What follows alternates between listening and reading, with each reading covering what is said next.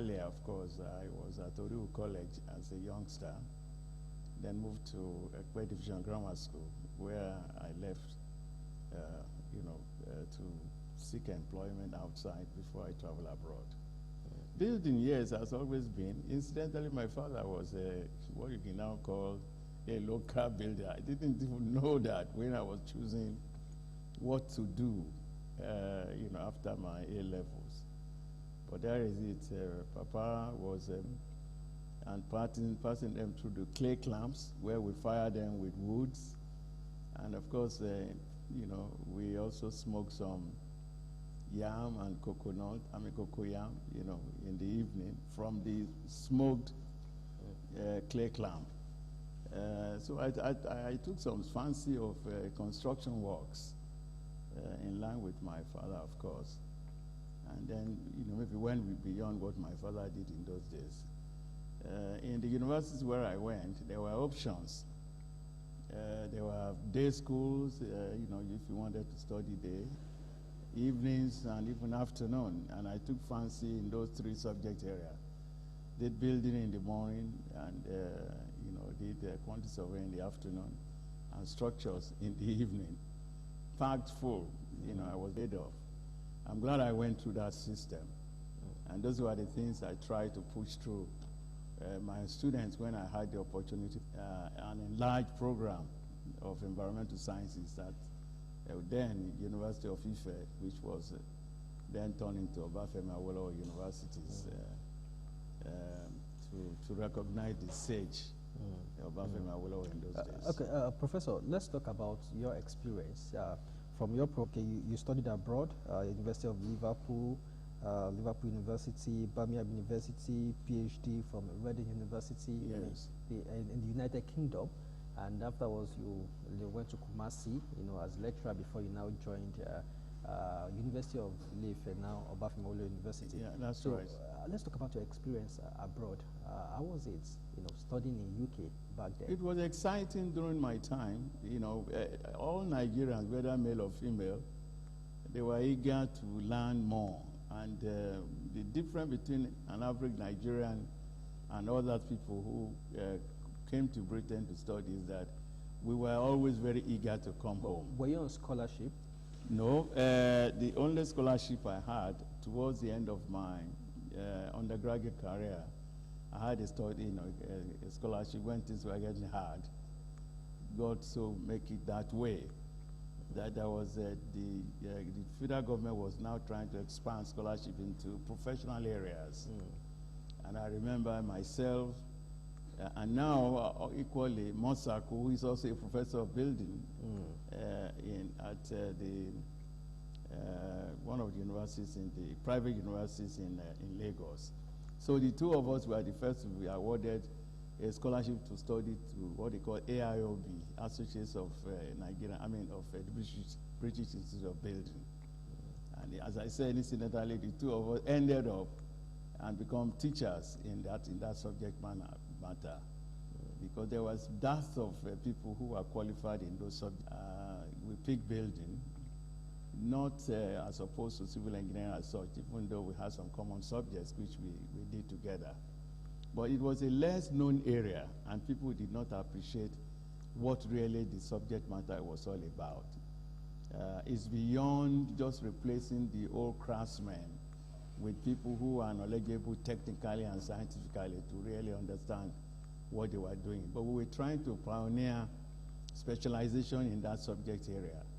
And, when I had the opportunity to set up a faculty, which started from estate, then we estate management, we expanded into building and architecture, and later to quantity surveying, and later into urban regional planning and fine arts. And about 6 years ago, the faculty added, surveying, which is geoinformatics. So it's a faculty of 7 departments now. And I was a glorified, what you can call a one-man, head of department of environmental planning, design, and management. Yes. Well, having studied for several years in the United Kingdom, I want to believe if you had wanted to stay there, you would, but you still came back. But Ghana then to Nigeria? What informed that decision? Well, as I said, Nigerians were very eager in those days to pick as much knowledge as they could. To come back. And they want to come back. At that time, the idea that you study and remain there was not in the card. First, there were opportunities in Nigeria to expand. I remember when I finished, I had the opportunity to be interviewed by the Federal Ministry of Works officials. And, they asked me what area I wanted. In fact, they suggested that I should go to, come to Nigeria and go to the Building and Road Research Institute. And in addition to that, that if I want there and take over as acting, senior engineer in charge of the local, the branch of, Building and Road Research Institute in the building section, so that one can begin to look at the rudiments of formalizing what we can call the untechnical nature of the country in that subject field, particularly the use of materials with science background. What can we do with what we have as our local resources, and how can we transform them beyond just copying what was being done elsewhere? Those were the kind of, and I took a massive interest in Building and Road Research, in Nigerian Building and Road Research Institute. It was at Awolowo Road, at the time. One Dr. Madedo was the director of the place. But I didn't take up that job. Instead, I took the offer from University of Science and Technology, Kumasi. They came to our university looking for any African who has flair for teaching. And my professor, Professor Brooks, he told them that there is a young Nigerian here who we don't know whether he would like to go to Ghana. And he was emphasizing the fact that I was a Nigerian. And the Ghanaian delegation were telling him that it's a Nigerian, not an African, because what they wanted, any African, if you remember the kind of political philosophy of Ghana at the time during the Nkrumah days, yes. They want African product. They don't necessarily want any Ghanaian or African or Sierra Leonean or Kenyan. There's any part of Africa is adequate for them to be trained in those subject areas. Eventually, nobody will stop anybody from migrating back to his own country. But they want Africans to be at the nick of time, being able to do the things that they were trying to replace the foreigners. Did you enjoy Kumasi? Pardon? Did you enjoy Kumasi? I did. It was very short. So why did you leave? It was a long story, but to cut it short, my late friend, Professor Femi Agbalajobi, saw an advert in the Daily Times. I think it's about 2 inches by 2 inches, very small advert, from University of Ife, looking for senior lecturers and lecturers in environmental subjects. They mentioned particularly architecture and building at the time.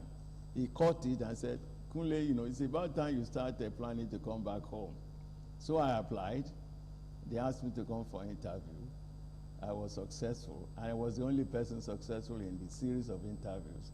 I didn't know that they didn't have anybody there. I just thought I was coming to a fully established department, only to find out that I was the one that would put the department. At that time, it was only estate management that was on board. And that was what we started training students 71, 72. Our first graduate in estate surveying and valuation was 1974. And immediately after that, knowing fully well that I was not trained as an estate surveyor, I only have a subject, 1 or 2 subjects that was germane to the study of estate management. And I gave the proposal at the university that why can't we expand into the other areas of environmental sciences, since it was in their 5-year development plan that they would eventually move into building and architecture. And the Vice Chancellor and the Committee of Deans, as well as the Senate, accepted my proposal that we could expand into as many areas as we could recruit lecturers to come and teach. And that's how we started. It was for 2 tours that we started. And to start with, I was the only person in the university who could really put the university through the system. So what did I do? I brought my student, the graduate student from Kumasi, who read building, who read quantity surveying, who read architecture. That's how we started using every guinea pig to develop their own area of specialization.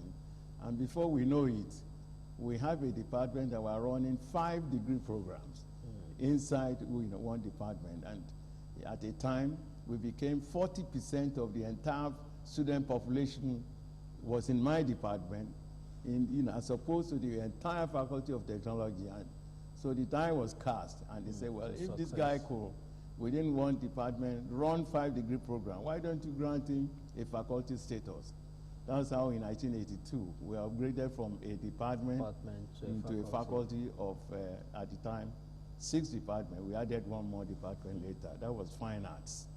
And the reason for fine art was I had the opportunity to be the chairman of rearranging of several faculties, and mine was environmental sciences. So we added fine and applied arts. Enable those people, students in that department or in that area, to be able to attract, a fund for research and development. We made the proposal to the Faculty of Arts, and so they lifted off or took away fine arts from, the art faculty and added it to the Faculty of, to us, to become the 6th department in, as we call it, EDM, Environmental Design and Management. Professor, one of the attractions at Obafemi Awolowo University, I think, is the architectural design. Yes. We used to call it back then the most beautiful campus in It Africa. is still, I don't know if it's that University of Cape Town is not the most beautiful, but we could say one of the most beautiful campuses. It was in foresight. Did you play any role? I was in the planning committee of the master plan. The university, the environmental sciences, you have to draw up a master plan of anything you want to do. Even it's like, your edifice here. If you want to specialize in all areas in media practice, you could turn this place into a place where you have so many departments that put together becomes a media entity with all the specialization that you can think of. That's what really happened. And the university was, at the time, they were eager to take youngsters, I would say, like me, who have ideas, but maybe not old enough to ruffle with the elderly professors, so to say. But if you know your onions and then you were able to articulate your ideas, the university was receptive to those kind of ideas, and I benefited from that. With respect to the planning of the university itself, a firm called Egborami, it was a combination of a foreign, Israeli architects and Egbo and associates, who became an Egborami, who were in charge of the master plan of the university. And of course, we benefited because of the source of that kind of consortium. So the students, right from the undergraduate days, we exposed them to what is going on in 6 or so of the university, where we have linkages with several universities in Italy, at the time. And then, of course, Israel and so on. It came into our own. Little wonder you were granted an emeritus status. Emeritus is on the basis that when you retire in your subject area, and, I think the theme was that those who show some appetite for continuations in academics. But by the way, it was because I was attracted into the presidency that I left at the time I retired from the university system. Yes, you and your knowledge and the contributions you have made from the way our faculty metaphors into one single unit into a very big unit. In fact, we were the 13th department created.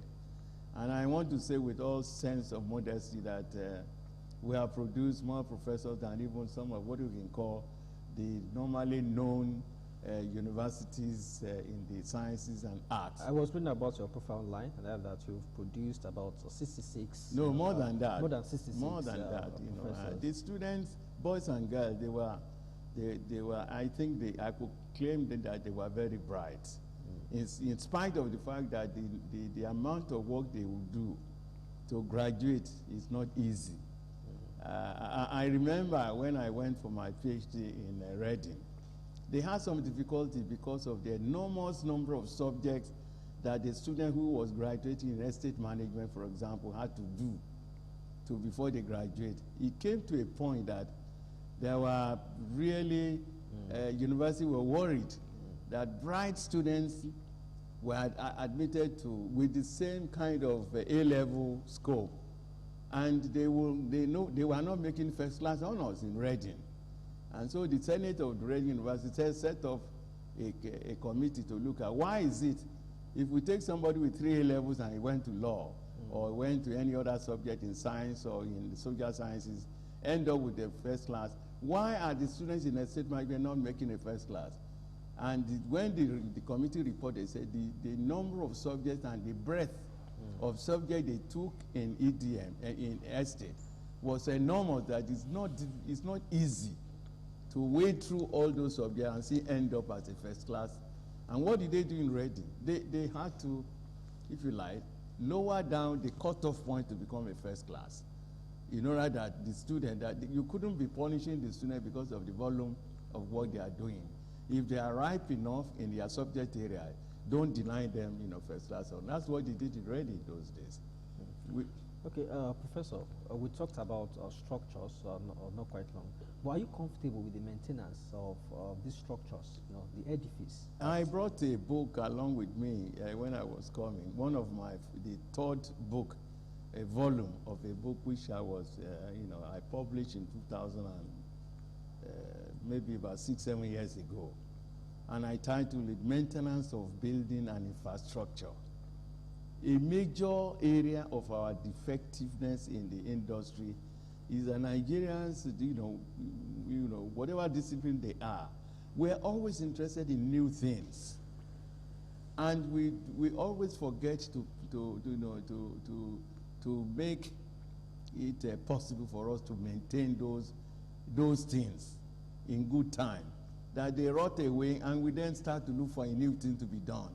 Whereas if you stop the degradation and the thing that caused rottenness and so on in good time, it's like a vehicle. You can't run a vehicle forever without maintaining it. It will just grind to a halt. The same thing with building or any commodity at all.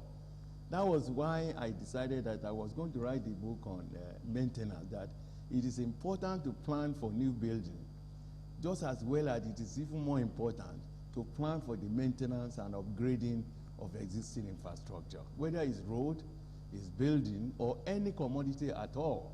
Anything that can be upgraded, that will still have a more useful life, rather than look for money to do everything again from scratch. That was the idea of actually maintenance of of building or any infrastructure, to keep it on.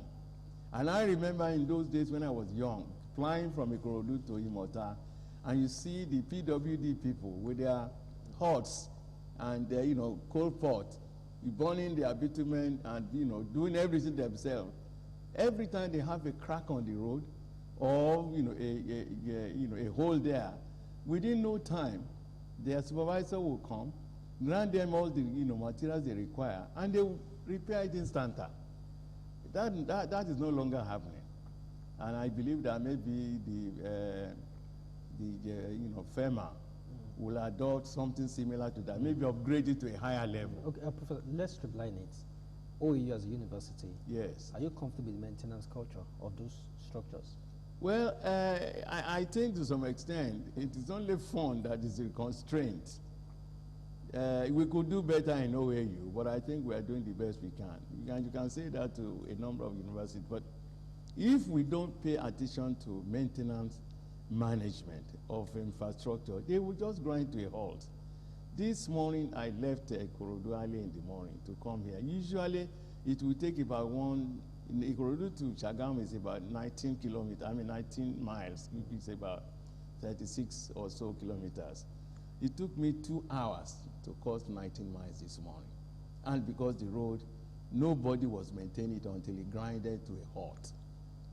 And today it's in a very bad shape. The government have tried to do some palliative, but we didn't do it in time. And the one they are doing now, the slow pace of doing the job, whether the fund is not available and they just patch it up here and there, it's not continuous.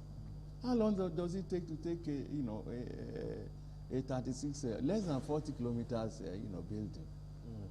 Well, unfortunately, there are many challenges, accrued to building. Housing. When we talk about building, we can also talk about housing.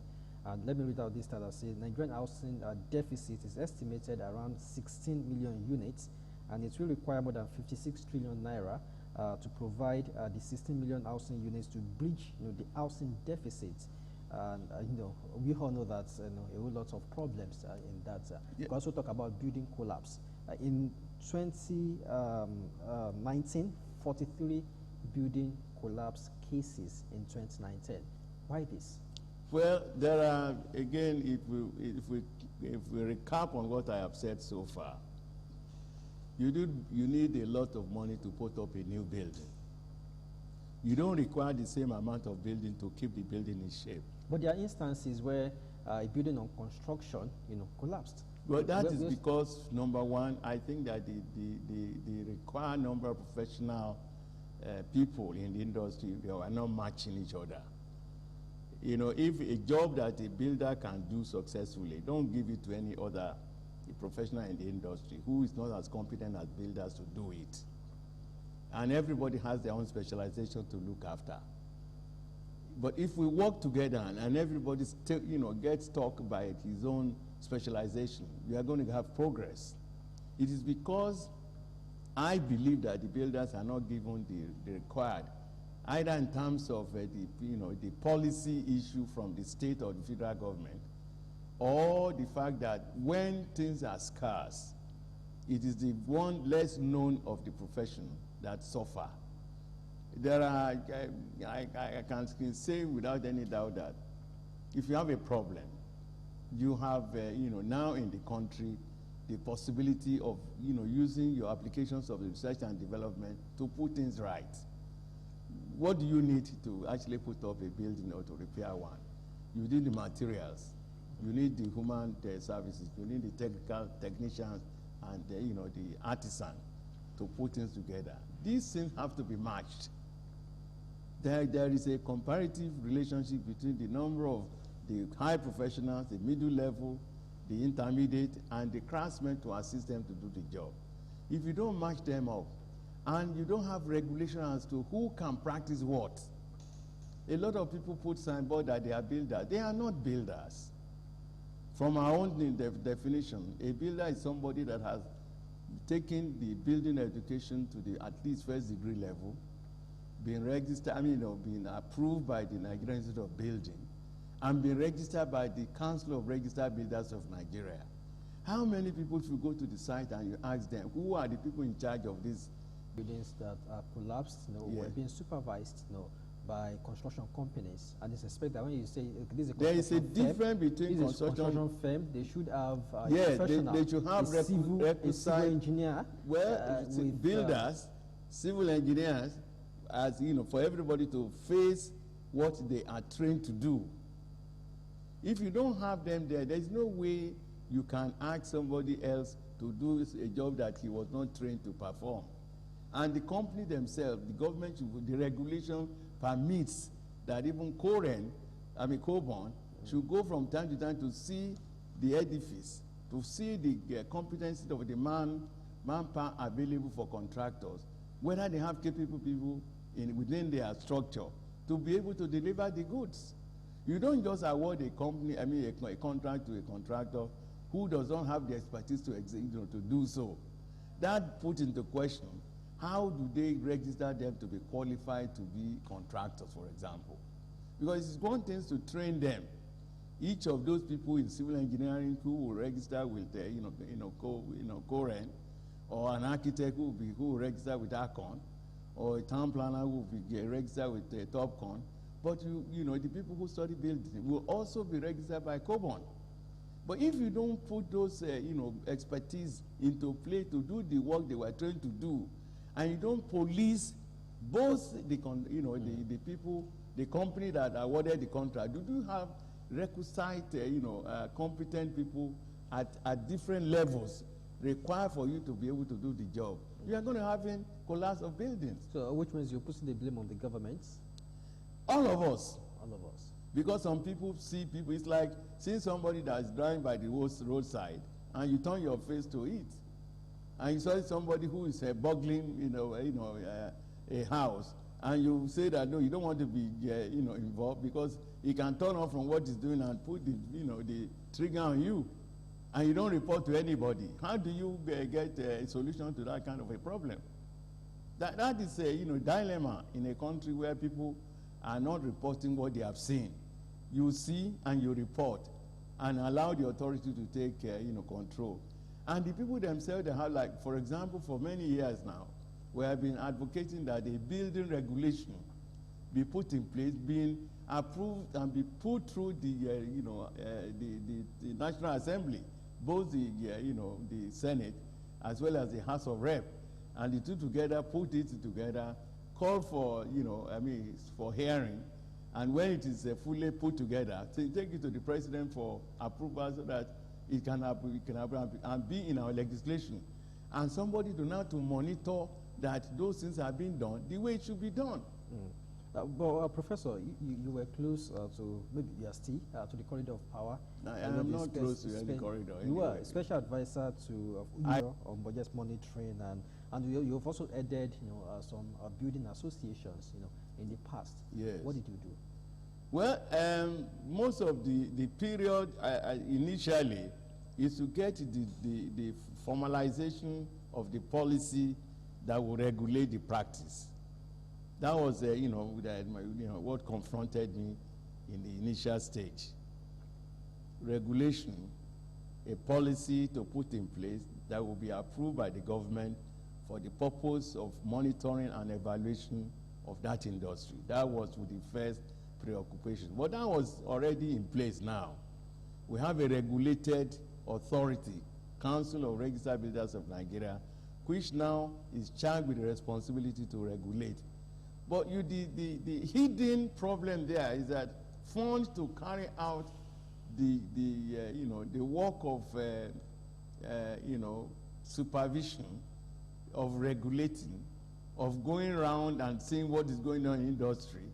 You need funds to be able to carry out those aspects of our work. And if those funds were not made available, both at the local government level, at the state level, at the federal structure level, you need funds to be able to police, quote, those activities. If funds were not available, everybody will appear to be working, but they are just dancing and staying in the office, doing nothing. If somebody is in the planning office, they should check and make sure that the professionals that are in charge of each of those sectors contribute to the formalization of what it takes to carry out their services. But some people must go around and monitor that this thing is being done to the letter. If you don't have that match, then you are going to continue to run into problems. Well, my background to that question, I was talking about housing, talking about housing problems in Nigeria, Yes. the housing deficit. So, your own view, how can we bridge this gap? Talking about 16 million units. Housing deficit We are not estimated building enough houses. This morning I learned that the Mortgage Bank of Nigeria is what can I say, was putting a pass mark to themselves that they have been able to attract a number of houses that could be delivered in this country from the public sector point of view. Once again, this matching story is there. When we were in the university system, we used to put a figure that 4 times your income should provide you a home for yourself. That means if you don't have too many kids, if it's a man and his wife, in those 2, 3, or 4 children maximum. But we have too many people now that we cannot feed. We have too many people who need an accommodation, but they cannot pay for it.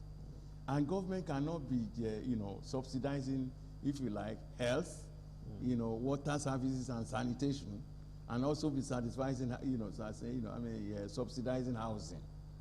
We must be able to cut our coat according to our cloth, not according to our size. And we should have varieties of housing to be made available. If we are going to be in dialogue with the private sector, build houses that are affordable to the people. You cannot, there's no way you can build houses that people cannot afford. You cannot have permanent landlords that will just be landlords, because they have funds to be able to buy those houses. Government should be building, structure that will not attract the people who are overrich, corner these buildings, and then, be landlords in those places, and people cannot even pay to, and they can't afford to even pay rent. Not even to talk about the, building housing themselves. But there are techniques of putting buildings together. And I'll give an example. When I had a research grant many years ago from the EEC to, on housing, what I did was to put a sample of 3 or 4 different types of housing in the campus. In my faculty, we have architects there, we have builders, we have quantity surveyors. So we put all these things together, and we built those houses and gave the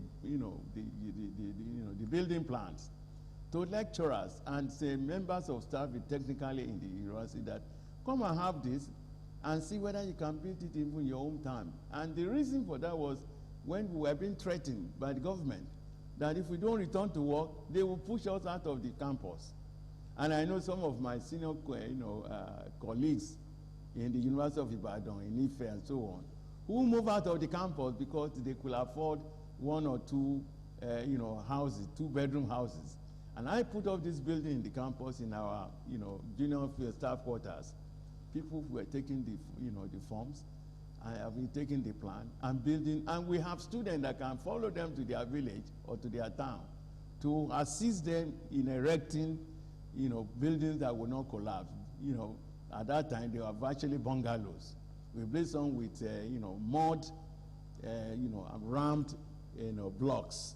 We built some with the normal concrete and sand, concrete blocks, and we built some with clay bricks produced from Ikeja. And we can build our own. As I gave you an example, that when I was young, I was assisting my dad in putting, firing bricks in a clay clamp. You fire it, and then it becomes something that you can use, much stronger. They are smaller units. The one we built at Ife, they were in blocks, and you don't need too many. By the time you have 2,000 of those blocks, your house or 2 or 3 bedrooms is ready. Bungalow at the time. Okay, Professor, away from that, when we talk about construction, how does it make you feel that we still make use of many expatriates? You see the Chinese, you see the Lebanese, they come here, to construct, flyovers, bridges. Is it that we don't have, our local engineers are not capable enough, to do this, that we have to call on foreigners to come and do this construction? What I would say is that the philosophy of whether you want to be an entrepreneur to come and do something, or the local one can become an entrepreneur in the same industry. We have to make up our mind what we really want to do. I don't see what the expatriates have come to do that we cannot do here. If we are talking about rapid system of building, even the idea, the research and development that are required to do so, we possess it. The higher you go, the cooler it becomes if you are going up. But we're not talking about going up a 2, 3, 4, 5-story building. Even the one we can accommodate, 2-story buildings, ground floor and the first floor. Like we see in Dubai and other developed countries. Yes, we will have to graduate to that place, but that's not the way you are going to start from the word go. Yet. Because you don't have the technical know-how. You don't have the craftsmen that have been trained. We are just trying some few of them now in the building industry, trying to get hold of the craftsmen that can undertake to do a job of that nature without any blemish. So which means for now, the government, if they want to construct such, government are not even putting the money where their mouth is to enable them to control what they say they want to do. You have a look at our budget over the years.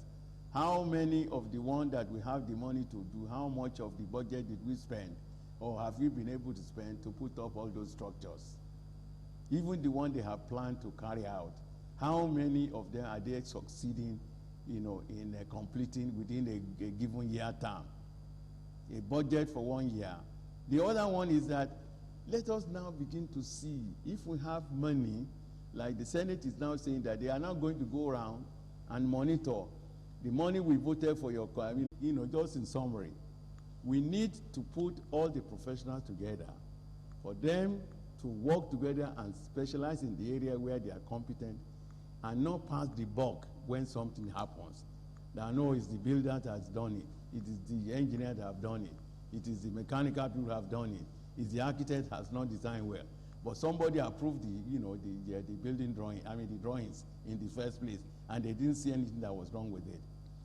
Don't let us start passing the buck. Let us work together.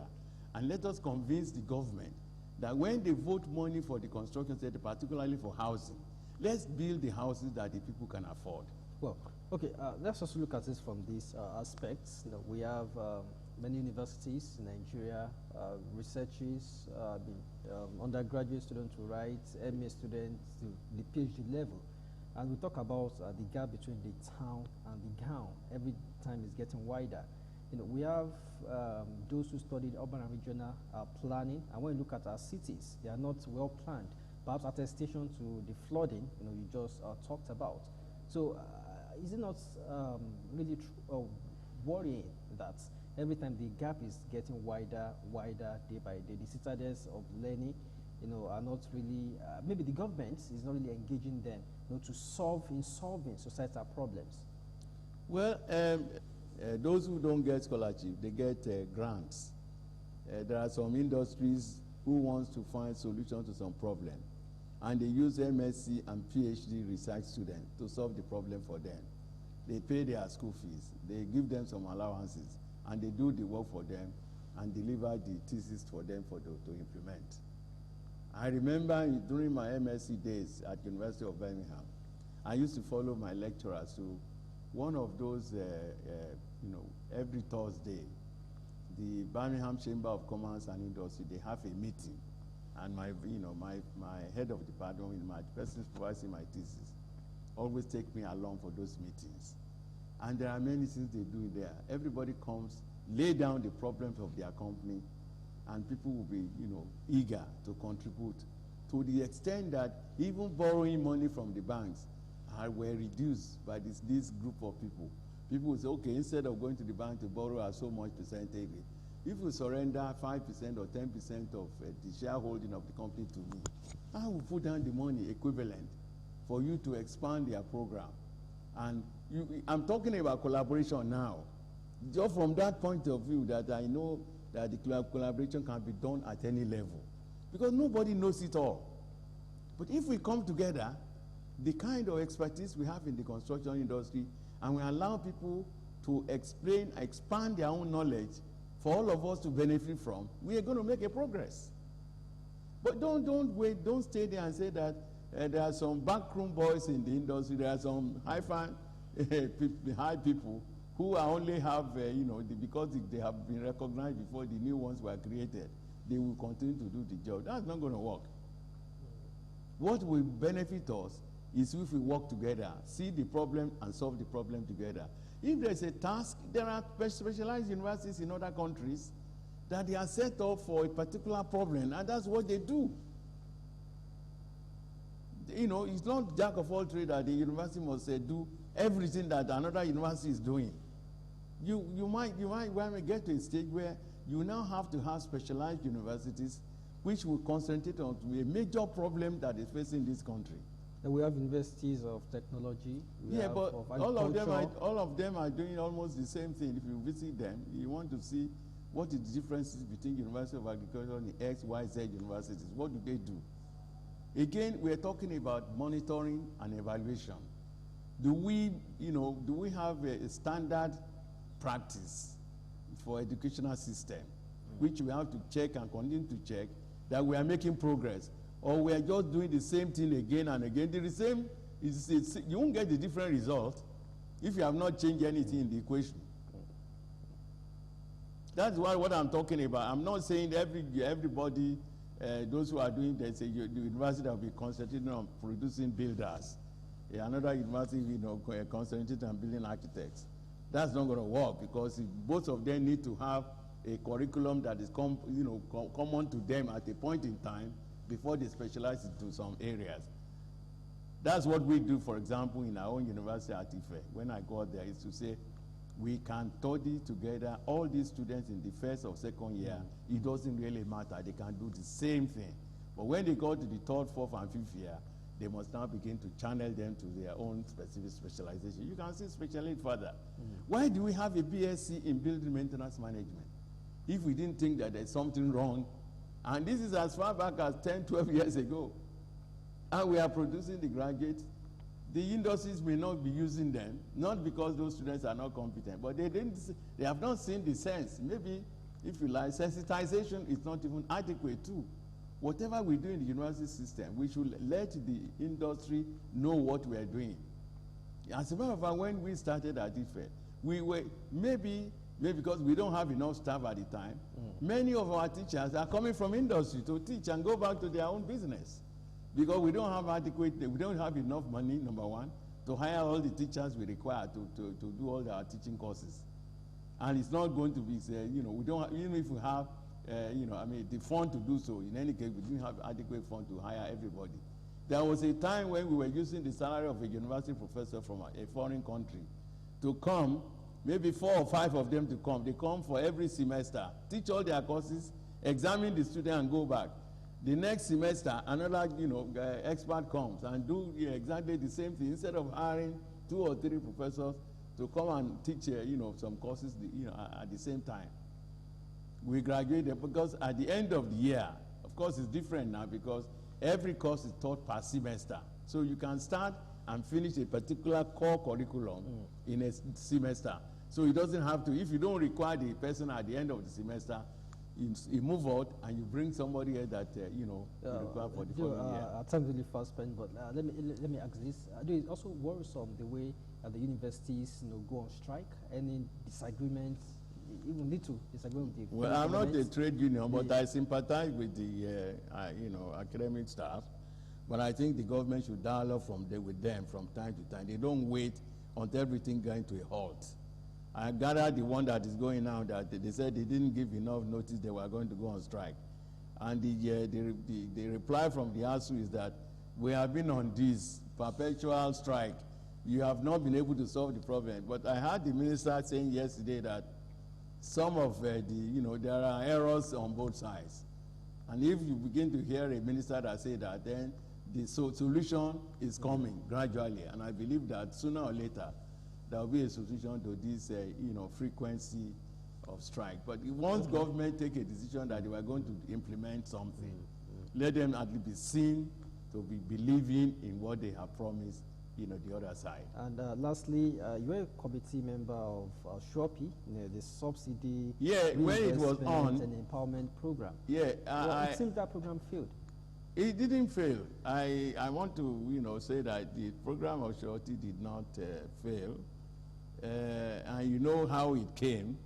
It was some savings that was obtained from the, subsidy removal. Yes, and then they used that money. And the concept was that if the money was not used to be spent by a specialized unit like SHOPI, if you put it into the additional income, fund for the ministries, you probably will not see anything they've done with it.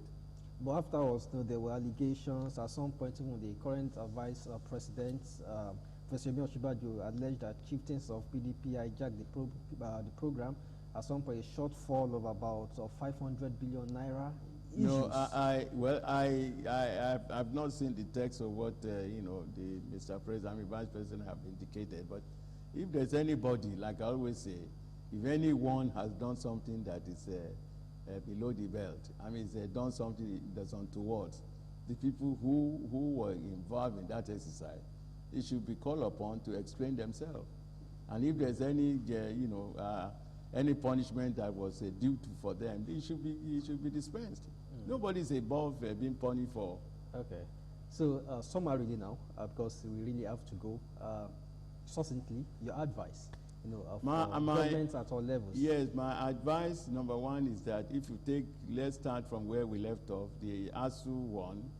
Once the government take a decision to implement some of the requirements of the university's, lecturers, they should make sure that the time they are affirming that this shall be done in the MOU, they should also have at the back of their mind that the thing that they have approved can be implemented and funds can be made available for it. If they do just that alone, then it will be clear that there is no default. But if they give a room for ASU to be able to, to point out the things that government ought to have done, they have not done it. They cannot be accusing them that they were going, because it's the only weapon they have is to withdraw their services. If you see you don't want them, we've seen some countries that sack all their universities lecturers, but at the end of it all, is the whole system collapsed. So advice as The other one, that we do not, government should not embark on buildings of houses that people cannot afford, because the